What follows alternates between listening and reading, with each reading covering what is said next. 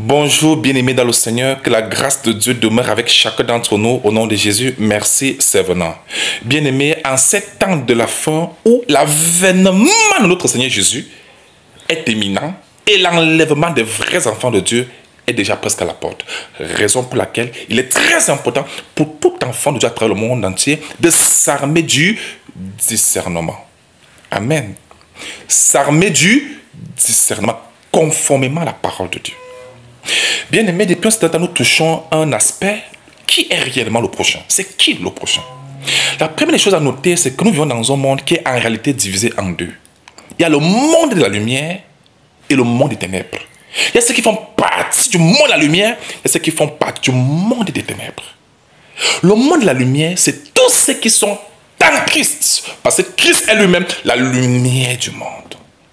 Tous ceux qui sont nés de Dieu, qui sont en Christ, qui sont enfants de Dieu, qui sont devenus enfants de Dieu, animés par l'esprit, habités par l'esprit du Seigneur. Voilà donc le monde de la lumière et eux constituent la famille du Seigneur dans le Seigneur. Amen. Et c'est la famille la plus importante et la plus honorable devant Dieu. Ceux qui ne sont pas encore en Christ, qui ne sont pas encore repentis, convertis au Seigneur, qui ne sont pas encore des enfants de Dieu, et ils sont encore dans les ténèbres, et ils sont encore des enfants des ténèbres, consciemment ou inconsciemment.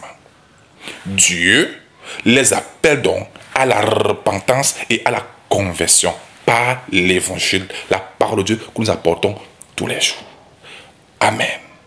Toi qui m'écoutes, dans quel monde appartiens-tu?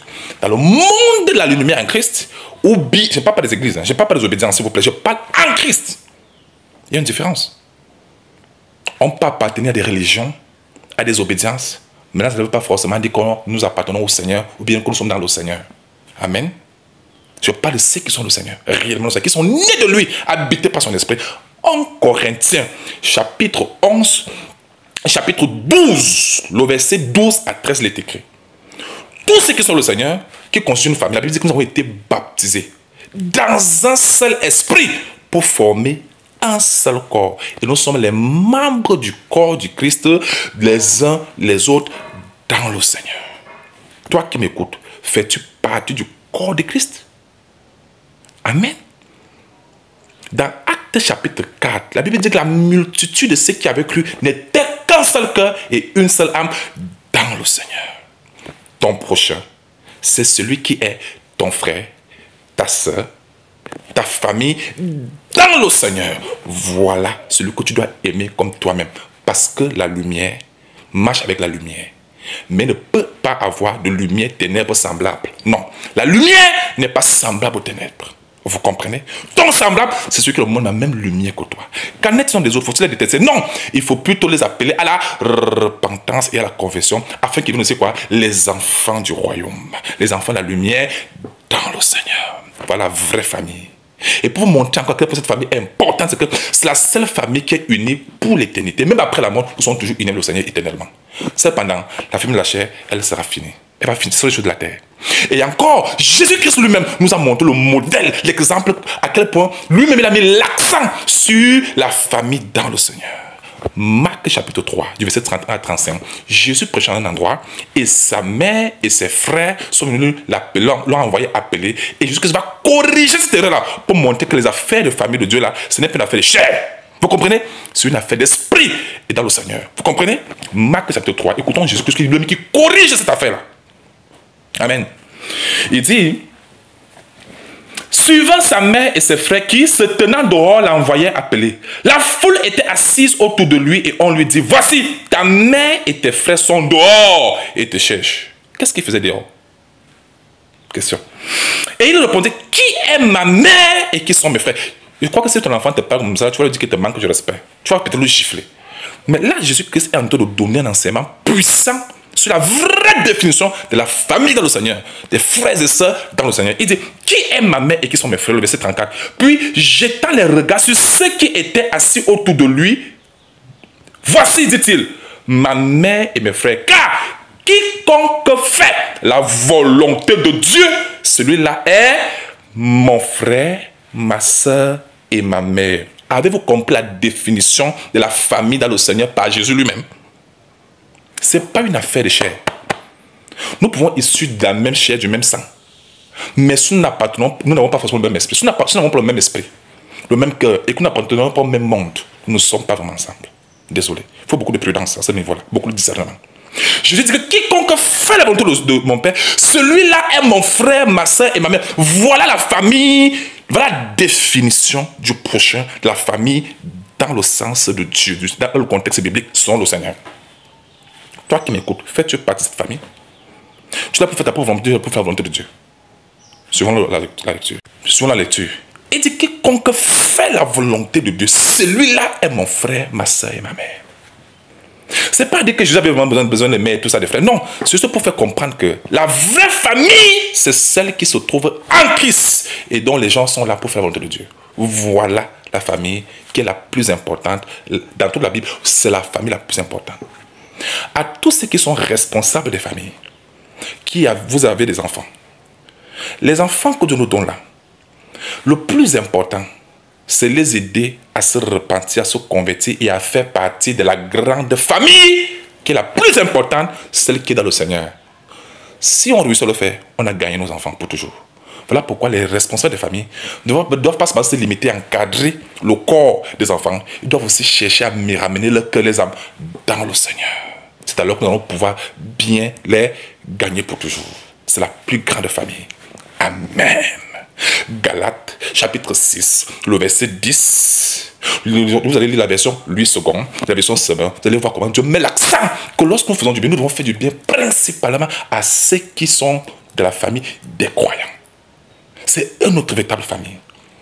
Amen. C'est comme ça que les apôtres fonctionnaient dans l'église primitive. Allez lire Acte 4. Vous allez voir comment ils étaient un comme ça. Ah oui. Quand est-il des sauts de dehors, on les appelle à la repentance. Pour qu'ils viennent nous rejoindre dans notre véritable famille éternelle. Où Christ est lui-même la tête. Et nous sommes les membres de son corps. La plus grande famille, mes bien-aimés, ce n'est pas la famille présidentielle, c'est la famille dans le Seigneur. Est-ce que c'est clair? Et dans 1 Timothée chapitre 5, le verset 8, la deuxième famille maintenant que Dieu nous appelle maintenant aussi à beaucoup mettre l'accent, c'est la famille qui sort de nos propres entrailles. À chaque fois dans la Bible que Dieu parlait à un serviteur de Dieu, il parlait toujours de lui et de sa postérité. Même quand il bénissait, il bénissait la personne de sa postérité. Abraham, toi et ta postérité. Ça a toujours été comme ça. Donc toi qui m'écoutes, ta famille à toi, dans le sens charnel, c'est d'abord celle que tu as toi-même fondée. Voilà ta famille. Qu'en est-il de la famille dont tu es issu? Ça, c'est la famille de ton père et de ta mère dont tu es toi-même membre. Ne confonds pas cette famille-là à celle dont tu es toi-même le géniteur. Est-ce que c'est clair? 1 Timothée chapitre 5 verset 8, il est écrit: si quelqu'un n'a pas soin des siens, principalement ceux de sa famille, il a renié la foi. Il est pire qu'un infidèle. La famille ici, c'est d'abord celle dans le Seigneur. Parce que si nous réunions les enfants de Dieu, si nous réunions ceux qui sont vraiment le Seigneur, nous ne sommes pas deux, à ce moment-là, nous avons renié la foi. Nous sommes pire qu'un infidèle. C'est ce que la Bible dit. Amen. Et dans un deuxième temps, il parle de la famille dont tu es toi-même le géniteur. Les familles que nous fondons aujourd'hui. Amen. C'est la famille, ta propre famille, c'est celle que tu es en train de fonder. Et c'est cette famille, c'est cette famille-là que Dieu nous demandera des comptes au dernier jour. Amen. Ah oui. Dieu nous demandera les comptes par rapport à nos enfants, nos femmes, nos maris et nos enfants. Ce que nous avons fait voilà notre famille dont nous rendons compte à Dieu au jour du jugement. Qu'en est-il la famille de ton frère, qu'en est-il de ton frère, ta soeur? Dieu demandera des comptes au père et à la mère. Voilà pourquoi la famille porte le nom du père et de la mère. Pendant que ta propre famille que tu vas fonder portera ton nom. Est-ce que c'est clair? Et tu rendras compte à Dieu. Genèse 2, verset 24 dit quoi? L'homme quittera son père et sa mère. Vous avez vu la séparation? Maintenant, s'attachera à sa femme et les deux deviendront une seule chair. Donc de là sortira dans la lignée. Montrant donc que ça c'est ta famille dont tu répondras devant Dieu. Voilà pourquoi j'invite tous les jeunes, bien aimés, à être des responsables, à bien prendre soin des enfants que vous avez pris et surtout leur montrer le chemin. parce que Dieu va nous demander. Vous comprenez? À ceux qui n'ont pas eu l'occasion de pouvoir connaître le Seigneur et que les enfants ont grandi aujourd'hui, qui sont nous, vous pouvez toujours vous racheter. Leur présenter la vérité, voyez-vous, ça eux de choisir. La Bible dit dans Jean 3, le verset 19, que la lumière étant dans le monde, les hommes ont choisi, ont préféré les ténèbres. Mais fais ta part, mon frère, ma soeur. Toi, parent, toi, responsable, qui n'a pas montré au chemin, qui n'a pas su montrer au chemin aux enfants plus jeunes, plus tôt, tu peux toujours te racheter. Tu peux les appeler, leur montrer le chemin. C'est à eux de faire le choix. Tu peux aussi prier pour eux.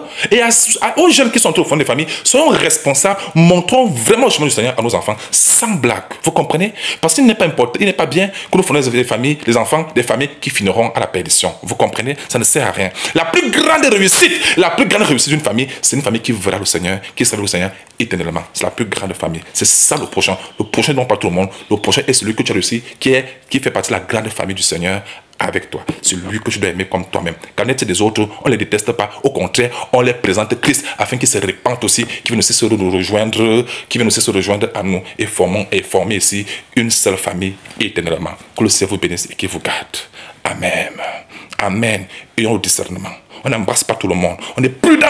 Dieu demande d'être prudent comme des serpents. Il dit, ne vous trompez pas, car les mauvaises compagnies comme le bon mœurs, même Dieu nous appelle à la prudence, au discernement. Amen. Tout le monde n'est pas ton frère. Tout le monde n'est pas ta soeur. C'est celui qui est avec toi, de tout esprit, de toute âme qui est ton frère, ta soeur. Que ça vous bénisse.